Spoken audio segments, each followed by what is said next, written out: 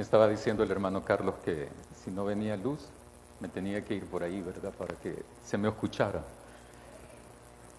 Lástima que vino la luz. Cada persona, cada ser humano, tiene una manera particular de percibir la realidad.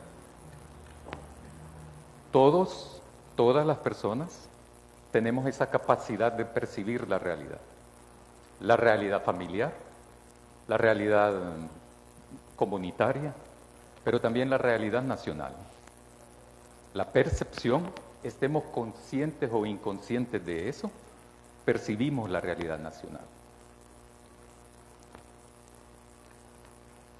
La percepción que realizamos es una cuestión de hecho, es una cuestión fáctica, pero también es una cuestión histórica para todos y todas las personas en este mundo. Ahí donde estamos presentes, hay una percepción de lo que pasa alrededor nuestro. Por ejemplo, ahorita ustedes están percibiendo cosas, ¿verdad? Cómo me muevo, cómo hablo, qué digo, etcétera, etcétera, etcétera. Si estoy nervioso, si no estoy nervioso, etcétera. La información entra en nuestro cerebro a través de nuestros sentidos. La vista, el olfato, el gusto, el oído, el tacto, etcétera, etcétera, ¿verdad? Ellos son los que captan la realidad nacional y la información la trasladan al cerebro. Por lo tanto, nos provoca tener entonces una percepción de lo que está pasando alrededor, de lo que estamos experimentando en un momento determinado. Los sentidos dan información a nuestro cerebro y de ahí se genera el fascinante proceso mental de la reflexión. Eso es fascinante, ¿verdad? Evaluamos, analizamos, reflexionamos y después actuamos. Por eso es que René Descartes decía, pienso, luego existo. Esto significa que primero es la información recabada por nuestros sentidos, luego con nuestro cerebro analizamos, reflexionamos y sobre esa realidad y luego interactuamos con esa realidad. Todos los seres humanos tenemos esa capacidad para hacerlo de esa manera. Pero, sin embargo, no todos lo hacemos de esa manera. Mi amigo Douglas es mi amigo el que siempre viene conmigo, ¿verdad?, a la iglesia. Me contó una historia que a su vez se la contó su mamá. Pero también aparece en uno de los libros de uno de los sacerdotes jesuitas que fueron asesinados en 1989, Segundo Montes. Hay dos municipios hay dos municipios en el departamento de Sonsonate que son vecinos, ¿verdad?, colindan, y solamente están separados por un río, Todos los años, en un municipio, ustedes saben que la Iglesia Católica siempre le ponía santos a los santos patronos, ¿verdad?, santos patronas en los municipios. En un municipio era Santa Isabel la patrona y en el otro era San Lucas, según la Iglesia Católica. Todos los años, después de que se celebraban las respectivas fiestas en estos municipios, eran entre el 25 y el 30 de noviembre, o sea que ahorita están en eso. Salen de ambos pueblos sus cofradías, cargando su santo y su santa, y van a reunirse en el río Apancoyo. Y ahí tenían una celebración. Ese encuentro entre el santo y la santa, ¿verdad?, era una celebración. Hacían una misa, cantos, oraciones, pero también había comida, se bañaban en el río y bebían, ¿verdad? Bebían chicha. Ahí es. Yo pensé que alguno de los jóvenes no iba a saber qué es chicha, pero me acaban de confirmar que sí, ¿verdad? Entonces, y había chicha en abundancia, ¿verdad? Entonces ahí pasaban alegres ese día, según cuentan. Ahí tienen su fiesta, bailaban, se bañaban, pero primero hacían la misa, los rezos y toda esa onda, ¿verdad? Y después entonces almorzaban, bebían, se bañaban, etcétera, etcétera, etcétera, etcétera. Y el santo y la santa los dejaban a la sombra de un árbol. En uno de esos tantos años, y unas semanas después de ocurrido ese encuentro, los habitantes del pueblo empezaron a ver a su santa Isabel que el abdomen le empezó a crecer y iba creciendo según pasaban los días. Esto es cierto, es cierto. Es anécdota, pero es cierto. O sea, lo cuento como anécdota, pero es cierto. Y le iba creciendo el abdomen a Santa Isabel. Entonces la gente al principio le dio temor. Después le dio sorpresa. ¿Qué es lo que está pasando? ¿Cómo es que le va creciendo el abdomen a nuestra santa patrona Isabel? Y entonces, después, empezó el enojo. Porque la percepción que tuvieron es que la santa había sido deshonrada por San Lucas. Ya se imaginaron qué es eso de deshonra, ¿verdad? Entonces, eso es cierto. Y que los veo así con cara de incredulidad, pero es cierto. Entonces, pasaron las semanas, pasaron los meses, y el vestido iba moviéndose. Iba moviéndose. Y la indignación del pueblo también iba creciendo. De tal manera que hubo un día en que tomaron una reunión, hicieron una reunión, y tomaron la decisión de ir a reclamarle a San Lucas y a la gente de la cofradía por la deshonra de la santa Isabel. Con corvos, palas, piochas, cuchillos y todo. Y entonces estaban armando eso, ¿verdad? Como lo acabo de describir, los habitantes de ese municipio iban a golpear, a asesinar, destruir. A eso iban. ¿Por qué? Porque habían deshonrado a su santa. Hasta que hubo gente, ¿verdad?, calmada, cuerda, madura, que llamó a la reflexión a la gente y les dijo que no, ¿verdad? Que había que aceptar el misterio de Dios. El misterio de Dios. Y que ese asunto no lo podían comprender, pues, ¿verdad? Hasta tal punto llegó la indignación del pueblo, y entonces ahí estaban en ese debate.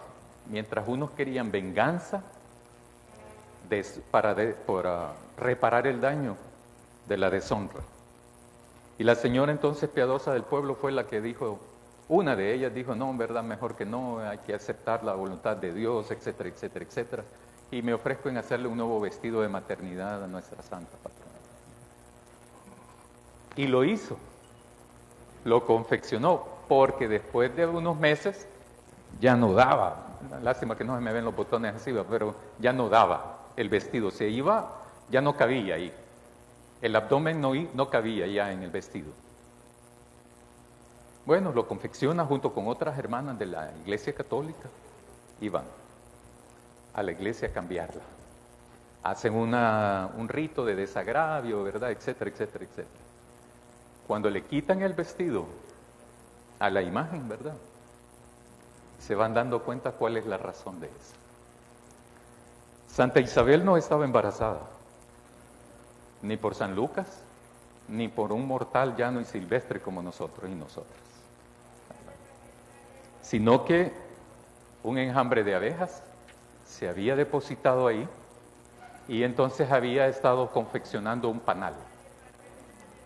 Un panal. La percepción que tenemos de la realidad es un proceso sensorial, pero también es un proceso mental. La información que la obtenemos a través de nuestros sentidos, pero esa información que percibimos, que captan nuestros sentidos, debe de ser procesada en nuestro cerebro. Debemos procesarla adecuadamente para que no cometamos los mismos errores que las personas de este municipio que les conté la historia. Ellos vieron que el vestido se crecía, que no cabía, que el abdomen iba creciendo. Y percibieron que entonces era un embarazo. Tenían una percepción equivocada de la realidad, la gente del municipio. No tuvieron una adecuada información porque solo se basaron en lo que veían por fuera. A nadie se le ocurrió levantarle el vestido. ¿Por qué? Por la creencia. Las creencias a veces nos impiden o nos liberan. Depende qué creemos. Podemos tener una vida de opresión o de libertad. Tenían una percepción equivocada de la realidad porque no tuvieron adecuada información, porque no tuvieron suficiente información. Esto provocó una deficiente reflexión en la gente del pueblo. El no tener información adecuada, el no tener información suficiente, nos provoca una reflexión inadecuada. Podemos tener percepciones entonces irreales, percepciones equivocadas.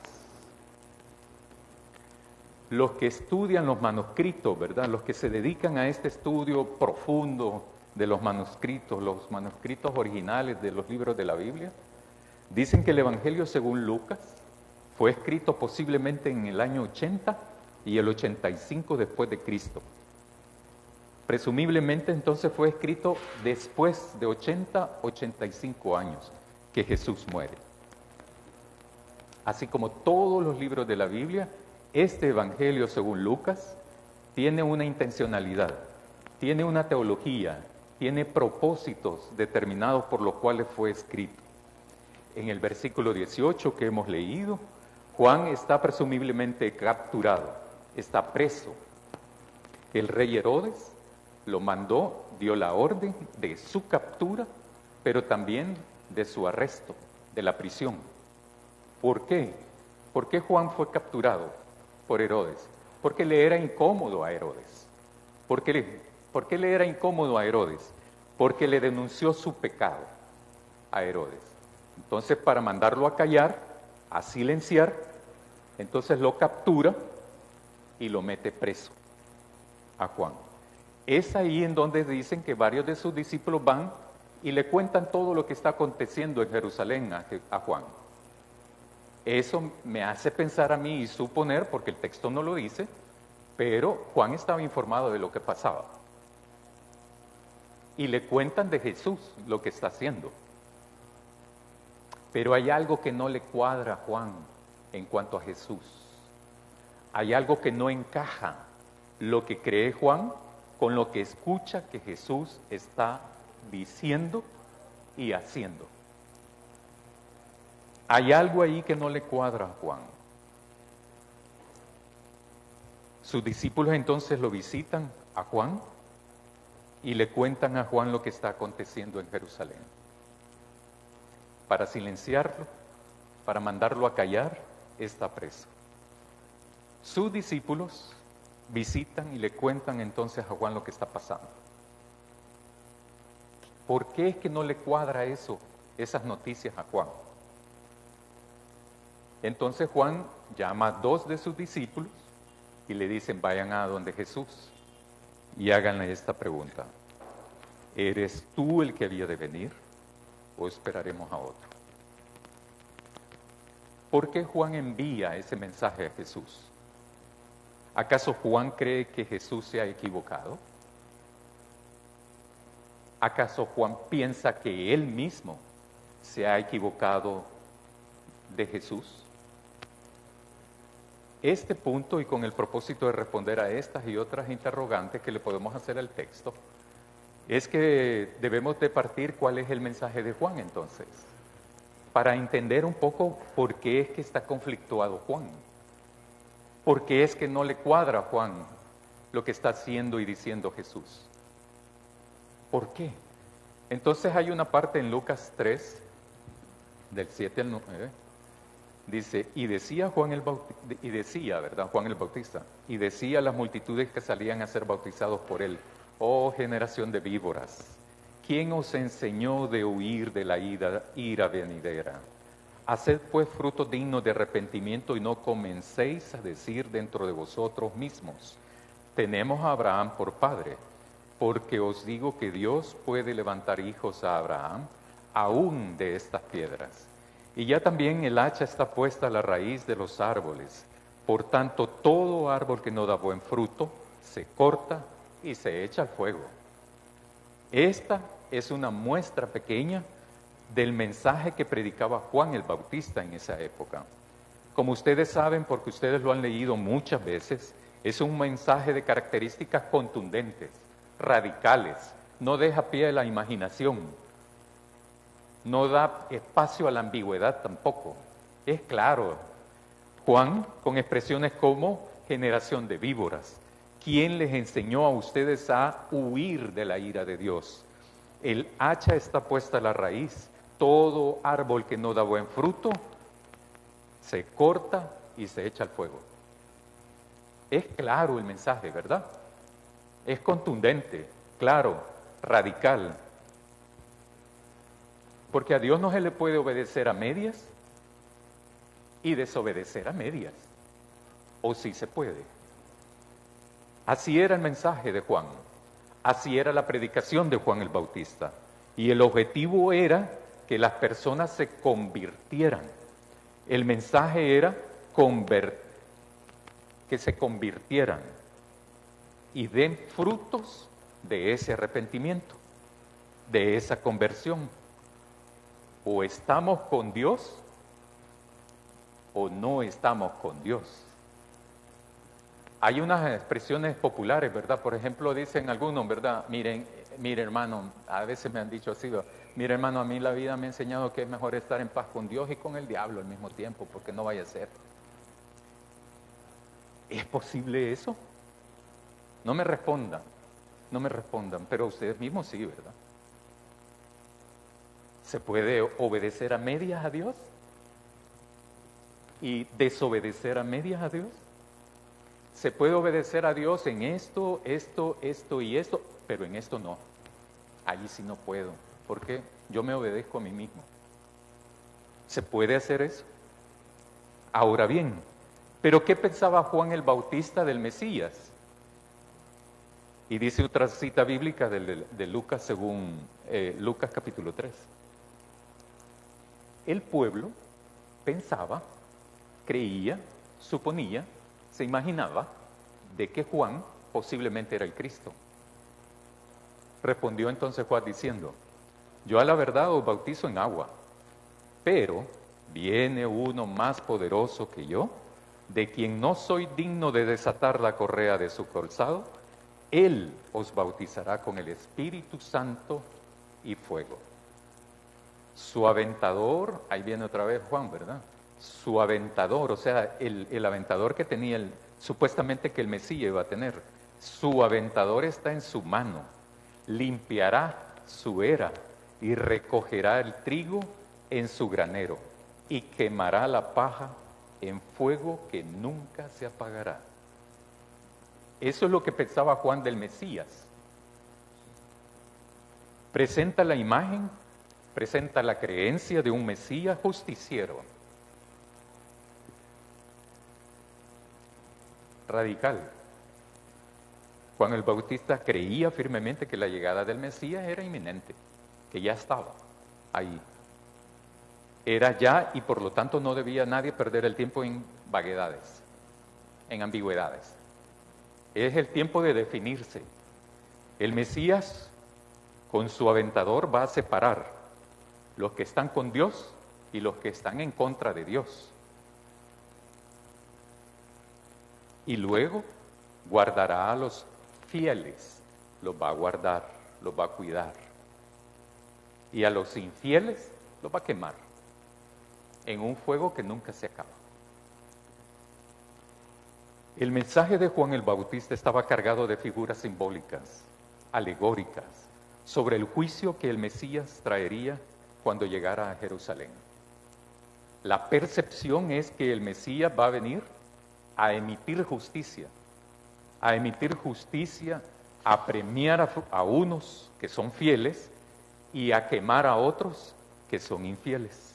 Juan tenía la percepción que el Mesías venía a impartir justicia y orden en una sociedad caótica y carente de valores como la sociedad de Jerusalén en esa época, o de Israel en esa época, porque era un pueblo caótico y sin valores. ¿Cómo ahora? Esa era la percepción de Juan el Bautista sobre el Mesías. Ahora volvamos a las preguntas que acabo de hacer hace un rato. ¿Por qué Juan le envía a Jesús este mensaje? ¿Eres tú el que había de venir? ¿O esperaremos a otro? No me contesten. ¿Qué piensan ustedes? ¿Acaso Juan cree que Jesús se ha equivocado? ¿Acaso Juan piensa que él mismo se ha equivocado con Jesús? ¿Acaso Juan piensa que se ha equivocado con Jesús porque su discurso, su predicación, su proclamación y lo que hace Jesús no está en sintonía con la percepción y las expectativas que Juan el Bautista tiene sobre él? Lo que Juan no sabía, pero nosotros sí sabemos, ¿verdad? Pero Juan no sabía. Acuérdense que Juan está preso. Y eso es una limitante. Porque la percepción que tenía Juan de la realidad era a través de los relatos de sus discípulos. Lo que Juan no sabía es que Jesús no viene a cumplir las expectativas de nadie de esa época. Lo que Juan no sabía, que Jesús no viene a satisfacer las expectativas ni las percepciones de nadie de la época. Jesús viene a proclamar y demostrar el reino de Dios. Viene a cumplir con la voluntad de Dios. Ni siquiera Jesús se predica a sí mismo.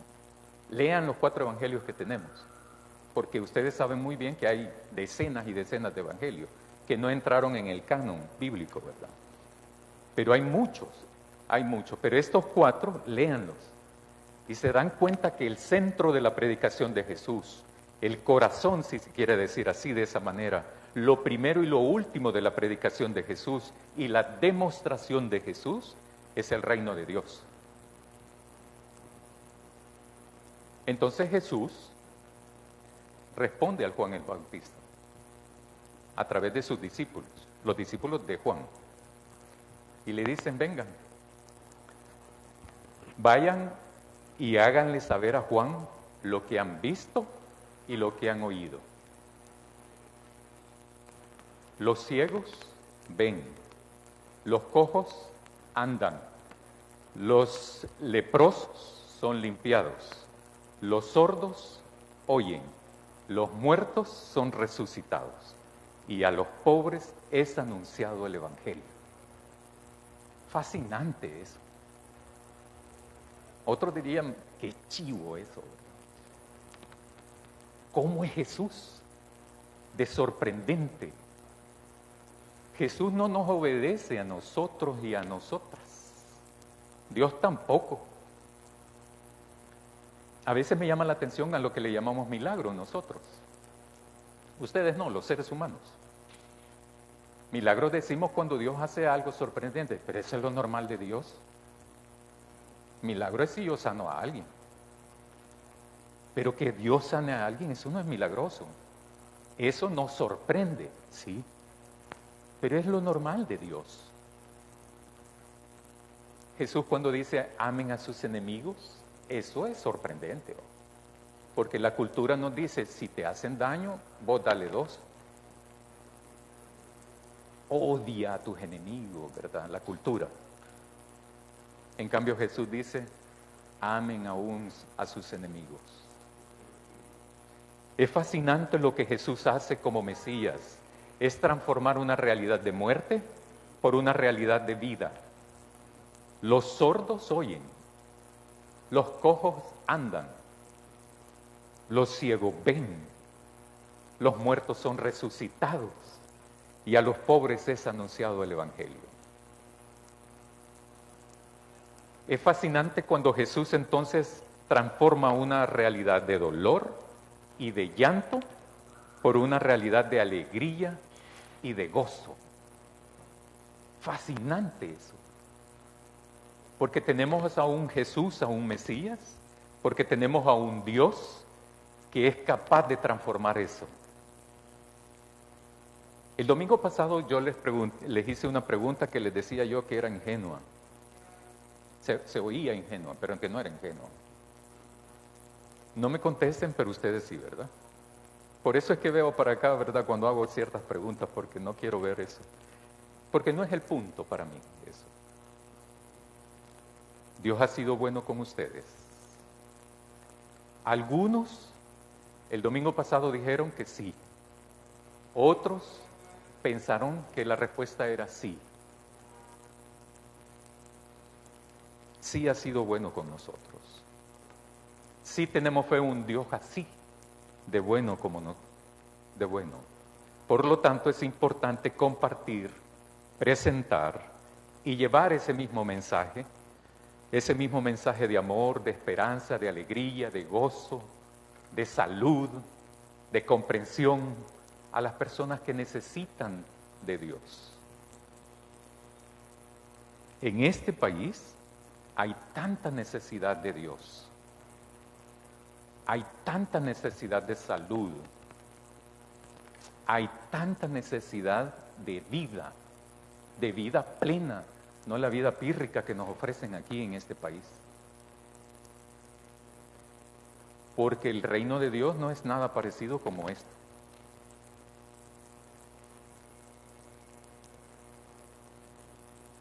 En este país hay tanta necesidad de Dios y nosotros tenemos una misión que cumplir: ir y proclamar las buenas nuevas del reino de Dios.